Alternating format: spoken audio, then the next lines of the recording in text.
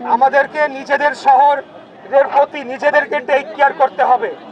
আমরা যখন অনেকেই দেশের বাইরে আমাদের যাওয়ার সুযোগ হয়েছে, দেশের বাইরে যখন যাই, প্রবাসী ভাইরা রয়েছে, ওই দেশে গিয়ে কিন্তু আমরা তখন ঠিকই সেই দেশের নিয়ম কানুন মেনে চলি।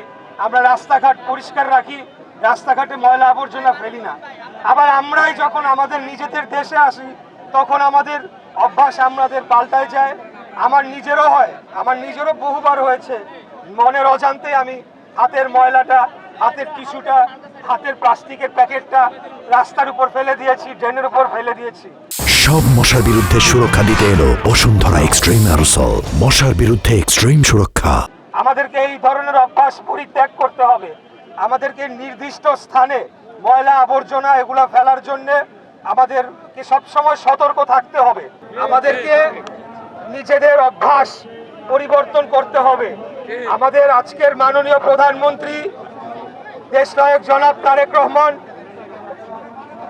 যে ক্লিন ঢাকা কর্মসূচির ঘোষণা দিয়েছেন, তার মাধ্যমে আমরা যারা সকলে নির্বাচিত জনপ্রতিনিধিরা রয়েছি, আমরা যার যার এলাকায় যার যার অবস্থান থেকে এবং সকল আমাদের বিএনপি এবং সকল অঙ্গ সহযোগী সংগঠনের নেতৃবৃন্দ যার যার অবস্থান থেকে এই ক্লিন ঢাকা কর্মসূচি পালনের মাধ্যমে আমাদের শহরকেও আমরা পরিষ্কার করতে চাই।